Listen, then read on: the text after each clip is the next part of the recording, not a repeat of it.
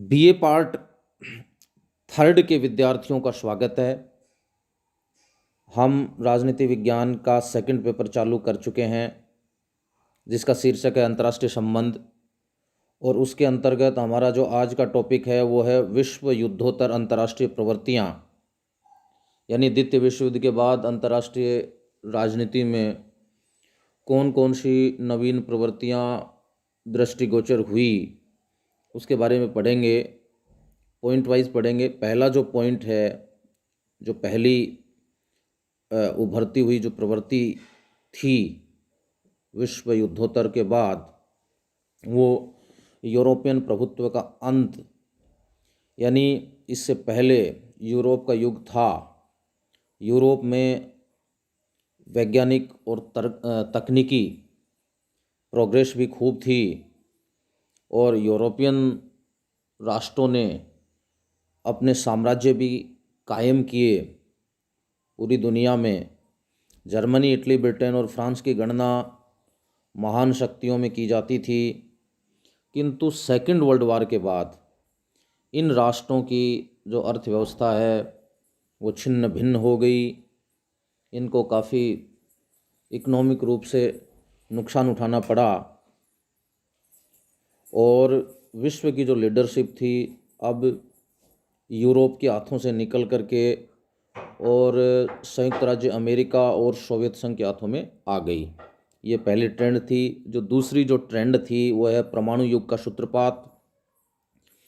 जैसा कि हम जानते हैं कि अमेरिका ने द्वितीय विश्व युद्ध में जापान के हिरोशिमा और नागासाकी पे परमाणु बमों का प्रयोग किया और इसी के साथ जो है परमाणु युग का सूत्रपात भी हो गया। इसमें लाखों मनुष्य मारे गए, भारी जान माल का नुकसान हुआ और इसके साथ साथ यह भी असर हुआ कि जो दूसरे राष्ट्र थे जैसे कि सोवियत संघ, ब्रिटेन वगैरह ने भी फिर परमाणु हथियारों की खोज शुरू कर दी और फिर 1949 में सोवियत संघ ने भी परमाणु बमों का आविष्कार कर लिया और उसके बाद ब्रिटेन ने भी कर लिया। इस तरीके से परमाणु हथियारों की एक होड़ जो है वो शुरू हो गई।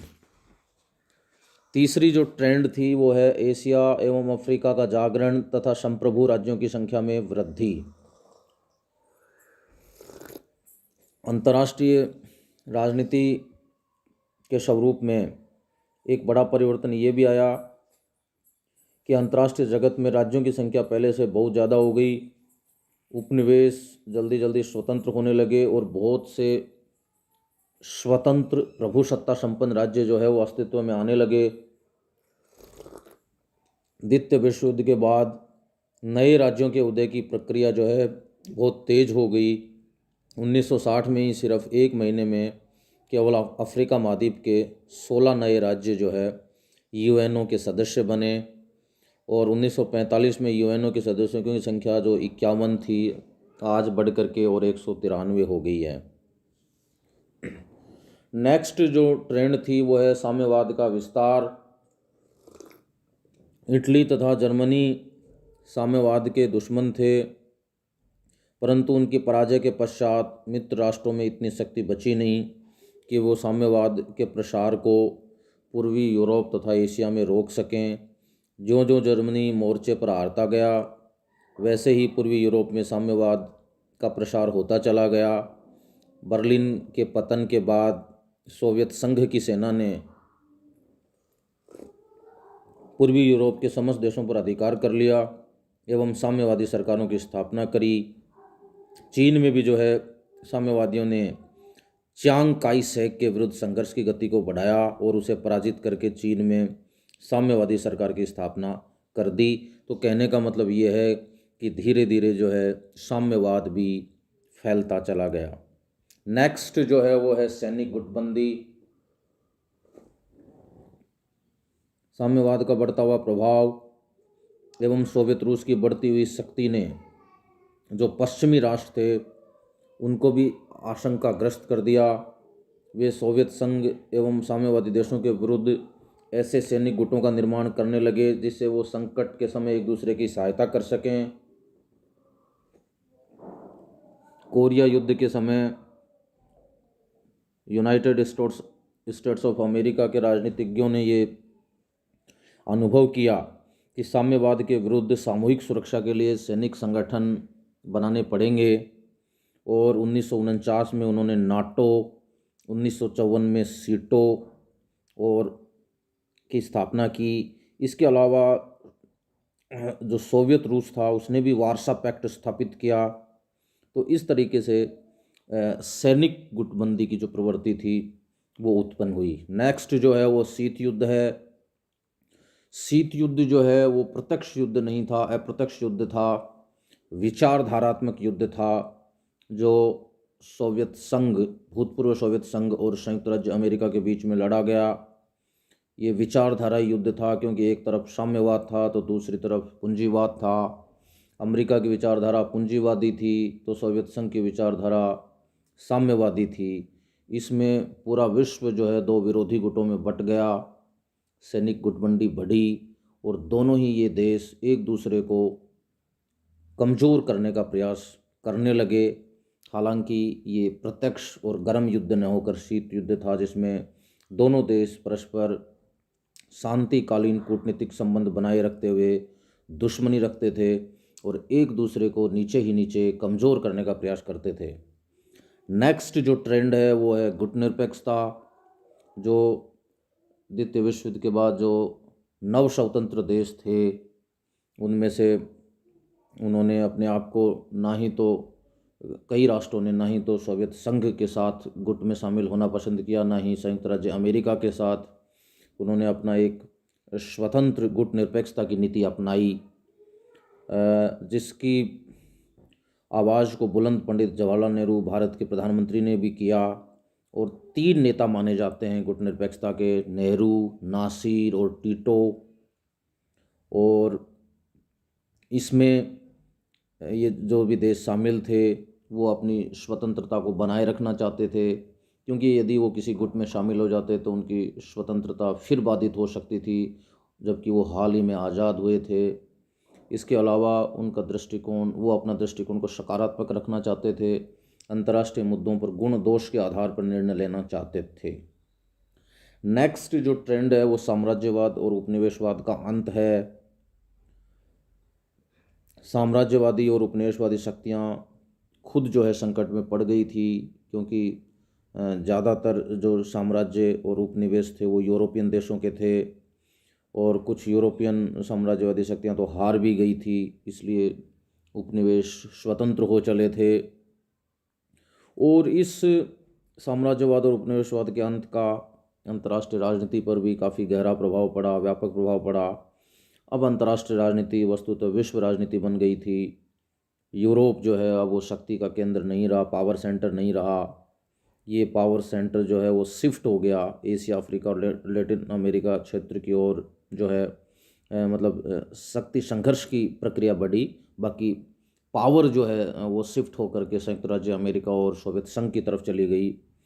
उपनिवेशवाद के अंत से जो है यूरोपीय राज्य राजनीतिक और सैनिक दृष्टि से कमज़ोर हो गए और उपनिवेशवाद के अंत से कुछ नई महाशक्तियों के उदय की संभावनाएं बढ़ी, जिसमें भारत, चीन वगैरह का भी नाम हम ले सकते हैं। और एशियाई और अफ्रीका लोगों के उदय से यूरोपियन सभ्यता और संस्कृति की जो मान्यताएं हैं उन पर भी कुठाराघात हुआ। तो इस तरीके से ये ट्रेंड था। नेक्स्ट ट्रेंड जो है वो है महाशक्तियों की संख्या में कमी। 1930 के दशक में यूरोप में केवल 5 महाशक्तियाँ थी, ब्रिटेन, फ्रांस, इटली, जर्मनी और सोवियत संघ। 2 यूरोपीय महाशक्तियाँ जो है थी, जापान और अमेरिका। लेकिन सेकंड वर्ल्ड वार के बाद महाशक्ति की परिभाषा और संख्या दोनों में बड़ा व्यापक प्रभाव हुआ, जिसका मूल कारण विज्ञान और तकनीकी ज्ञान की वृद्धि थी।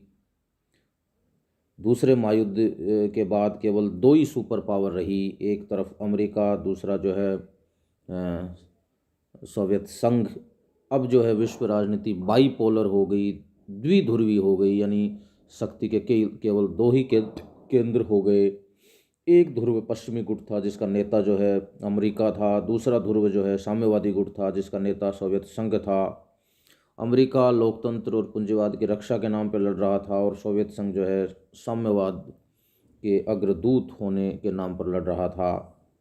नेक्स्ट जो ट्रेंड थी वो कहीं न कहीं द्विध्रुवीयता से बहुकेंद्रवाद की ओर भी मतलब एक चरण या एक प्रक्रिया कह सकते हैं कि पिछले कुछ वर्षों से अंतर्राष्ट्रीय जगत जो है द्विध्रुवीयता से सने सने जो है बहुकेंद्रवाद की ओर अग्रसर हो रहा है।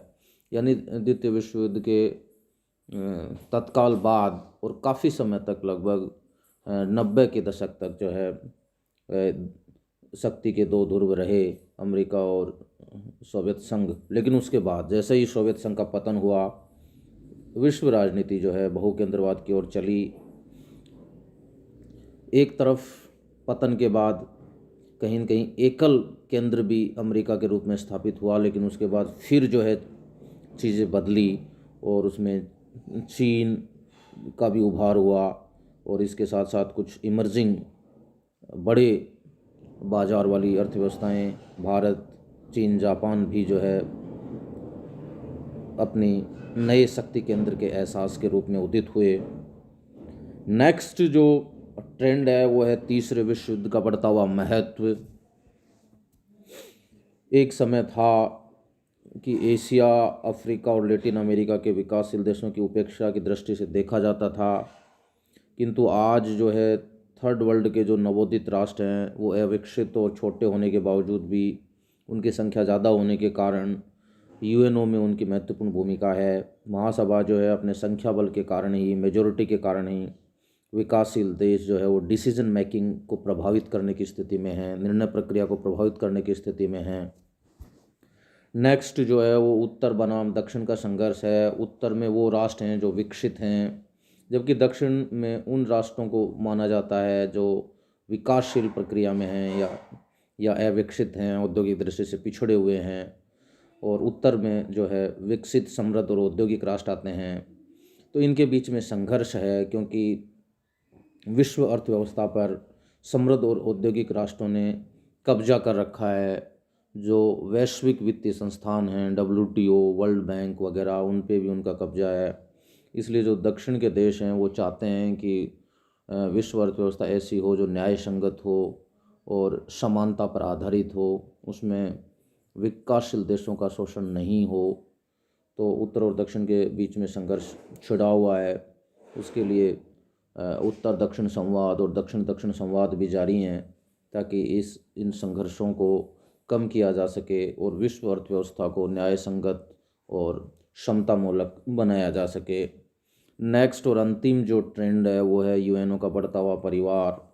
1945 में जब इसकी स्थापना हुई थी, 24 अक्टूबर 1945 को, तो इसके सदस्यों की संख्या 51 थी, जो आज बढ़कर के 193 हो गई है। आज न केवल संयुक्त राष्ट्र संख्या की संख्या बढ़ी है, बल्कि अंतर्राष्ट्रीय राजनीति में उसकी सक्रियता भी बढ़ी है। तो इस तरीके से ये प्रमुख ट्रेंड्स थी। कंक्लूज़न के तौर पे हम ये कह सकते हैं कि शीत युद्ध, बाईपोलर पॉलिटिक्स, वैचारिक संघर्ष, गुटनिरपेक्ष आंदोलनों का उदय, एशिया और अफ्रीका का पुनर्जागरण, तीसरी दुनिया के राष्ट्रों का बढ़ना आदि ऐसे विकास हैं, डेवलपमेंट्स हैं जिनसे अंतर्राष्ट्रीय राजनीति में नई प्रवृत्तियाँ उद्भूत हुई हैं। अब विश्व राजनीति का जो केंद्र बिंदु है वो यूरोप नहीं रहा है, बल्कि एशिया और अफ्रीका बन गए हैं। यूएनओ की सुरक्षा परिषद की तुलना में महासभा की पावर भी बढ़ी है।